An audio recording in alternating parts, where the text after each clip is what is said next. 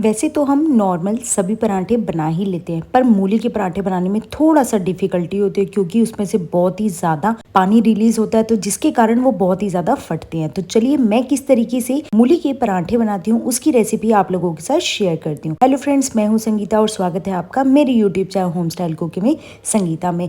मूली के पराठे बनाने के लिए मैंने एक मूली ली है और इसके साथ ही मैंने मूली के पत्ते भी लिए हैं। अब हम मूली को अच्छे से धो लेंगे। धोने के बाद मैंने मूली के ऊपर का छिलका उतार लिया है। इसी के साथ ही मैंने मूली के पत्तों को भी धो लिया था। ये देखिए, दोनों ही चीजों को मैंने बिल्कुल अच्छे से वॉश करने के बाद ही मैंने इनके ऊपर का छिलका उतारा है। मूली के ऊपर का छिलका उतारने के बाद मैंने उसको 2 पीसेज में कट कर लिया है, जिससे कि कद्दूकस करने में हमें आसानी रहेगी। इसके साथ ही जो हमने मूली के पत्ते लिए थे उसको भी मैंने काट लिया है। काटने के बाद अब हमने एक हरी मिर्च लिया है। हरी मिर्च को बीच में से काट कर बिल्कुल छोटे छोटे पीसेस में मैंने कट कर लिया है। कट करने के बाद अब मैंने ये ग्रेटर लिया है, जिससे कि हम मूली को कद्दूकस करेंगे। आप चाहें तो मोटे या बारीक किसी भी साइड से मूली को कद्दूकस कर सकते हैं। ग्रेटर की हेल्प से मैंने मूली को बिल्कुल अच्छे से कद्दूकस कर लिया है। अगर आप ज़्यादा लोगों के हिसाब से मूली के पराठे बना रहे हैं तो आप उसी के हिसाब से मूली और मूली के पत्तों की क्वांटिटी ले सकते हैं। अब हम इसमें 1 चम्मच नमक डालेंगे। नमक डालने के बाद अब हम इसे मूली और मूली के पत्तों के साथ मिक्स कर लेंगे। ये देखिए, बिल्कुल अच्छे से मैंने नमक को मिक्स कर लिया है, क्योंकि नमक को मिक्स करने के बाद जो मूली है वो अपना पानी जितना भी है उसे रिलीज कर देती है। मैंने ये देखिए बिल्कुल अच्छे से हाथ पर लेकर इसे गोल कर लिया है। गोल करने के बाद अब हम इसे हाथ से दबाकर अच्छे से निचोड़ लेंगे और इसमें जितना एक्स्ट्रा पानी होगा उसे निकाल देंगे। ये देखिए, बिल्कुल अच्छे से मैंने इसको निचोड़ लिया। अगर आप चाहें तो मूली के इस मिक्सचर को कम से कम 5 मिनट रेस्ट के लिए रख सकते हैं, जिससे कि ये पानी रिलीज कर देती है। पर मैंने साथ के साथ ही इसको निचोड़ लिया था, जिससे कि उतना ही पानी साथ के साथ भी निकल जाता है। देखिए, जितनी मूली थी मैंने उसको बिल्कुल अच्छे से हाथ से निचोड़ लिया है। निचोड़ने के बाद अब मूली जो है वो बिल्कुल ड्राई हो चुकी है। अब जो मूली का पानी निकला है उसे हमें बिल्कुल भी नहीं फेंकना। जो हम मूली के पराठे बनाने के लिए डो बनाकर तैयार करेंगे वो इसी पानी से ही बनाकर हम तैयार करेंगे। अब जो हमने मूली का मिक्सचर बनाकर तैयार किया उसमें हम 1 छोटे चम्मच सूखा धनिया पाउडर डाल देंगे। आधा चम्मच मैंने लाल मिर्च पाउडर डाल दिया और 1/4 चम्मच मैंने इसमें गरम मसाला डाला। नमक इसमें हमें दोबारा से नहीं डालना, क्योंकि नमक हम इसमें पहले से ही डाल चुके हैं।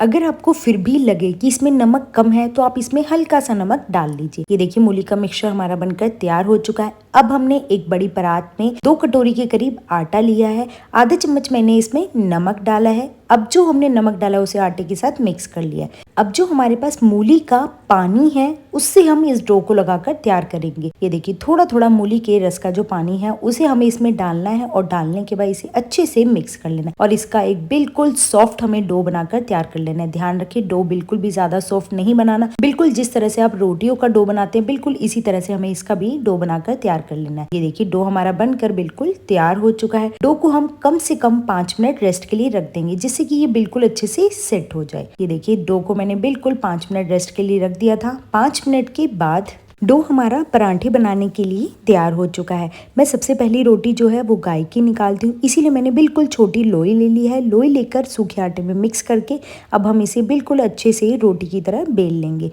रोटी की तरह बेलने के बाद अब मैंने इसको सेक लिया है और ये हमारी गाय की पहली रोटी तैयार हो चुकी है। अब हम दोबारा से लोई तोड़ लेंगे। लोई तोड़ने के बाद मैंने उसे हाथ से अच्छे से गोल कर लिया है। गोल करने के बाद अब हम उसे एक बार सूखे आटे में मिक्स कर लेंगे। मिक्स करने के बाद हाथ से ही थोड़ा सा उसे बढ़ा लेंगे। ये देखिए, कुछ इस तरीके से हाथ से ही मैंने इसको बढ़ा लिया है।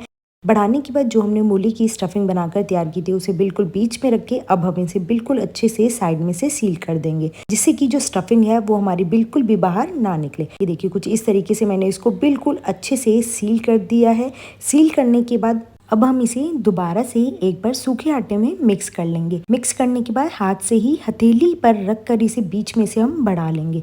ये देखिए, कुछ इस तरीके से मैंने इसको बढ़ा लिया। बढ़ाने के बाद दोबारा से सूखा आटा लगाया है। लगाने के बाद अब हम इसे बिल्कुल हल्के हाथों से बेल लेंगे। ये देखिए, ज़्यादा बड़ा साइज़ का मैंने इसको नहीं बेला है, बिल्कुल मीडियम साइज़ का मैंने इसको बेल कर तैयार कर लिया। और ये देखिए, कुछ इस तरीके से तवे को मैंने बिल्कुल मीडियम फ्लेम पर गरम कर लिया था। गरम करने के बाद अब हम इसके ऊपर जो हमने मूली की रोटी को बेल कर रखा है उसे डाल देंगे। डालने के बाद अब हमने गैस की फ्लेम को हाई कर लिया और दोनों साइड अलटते पलटते इसके ऊपर हम घी लगा देंगे। आप चाहें तो पराठे को ऑयल में या बटर में भी सेक सकते हैं, पर मुझे घी के पराठे ज्यादा अच्छे लगते हैं, इसीलिए मैं पराठों को घी में ही बनाना प्रेफर करती हूँ। घी लगाने के बाद दोनों साइड अब हम इसको अलटते पलटते दोनों साइड से अच्छा सा एक कलर आने तक के लिए और क्रिस्पी होने तक के लिए सेक लेंगे। गैस की फ्लेम को मैंने बिल्कुल मीडियम कर दिया और ये देखिए दोनों साइड से हम इसे अलटते पलटते साइड में से प्रेस करते हुए सेक लेंगे, जिससे कि जो पराठे हैं वो हमारे बहुत ही ज्यादा खस्ता बनकर तैयार होते हैं। देखिए दोनों साइड से मैंने पराठे को सेक लिया और बहुत ही स्वादिष्ट हमारे ये मूली के पराठे बनकर तैयार हो चुके हैं। इसी तरह से हमने बाकी भी जो मूली के पराठे बेल कर रखे थे उन्हें हमने दोनों साइड घी लगाकर अलटते पलटते हल्का गोल्डन ब्राउन और क्रिस्पी होने तक के लिए सेक लिया है। बिल्कुल अच्छे से हमने दोनों साइड घी लगाया। घी लगाने में बिल्कुल भी कंजूसी ना कीजिए, क्योंकि जितना अच्छे से आप घी लगाएंगे पराठे उतने ही ज्यादा खस्ता बनकर तैयार होते हैं। गैस की फ्लेम बिल्कुल लो करके मैंने पराठों को दोनों साइड से सेक लिया था और बहुत ही खस्ता और गर्मा गर्म हमारे ये मूली के पराठे बनकर तैयार हो चुके हैं। देखिए मेरा कोई भी पराठा बिल्कुल भी कहीं से भी नहीं फटा है। पराठों का स्वाद बिना बटर के बिल्कुल अधूरा है। गरम गरम पराठों के ऊपर मैंने तो बटर लगा दिया है। बटर लगाने से इसका टेस्ट जो है वो और भी ज्यादा अच्छा आता है। ये देखिए बटर बिल्कुल अच्छे से हमारा धीरे धीरे करके मेल्ट हो जाएगा। पराठे हमारे बहुत ही ज्यादा खस्ता बनकर तैयार हुए। अगर आप कहीं सफर में भी जा रहे हैं तो भी आप इन पराठों को बनाकर लेकर जा सकते हैं, बिल्कुल भी खराब नहीं होते और लंबे टाइम तक बिल्कुल ऐसे पराठे हमारे खस्ता बने रहते हैं। और ये देखिए मैंने तो गर्मा गर्म पराठों को बटर के साथ सर्व किया।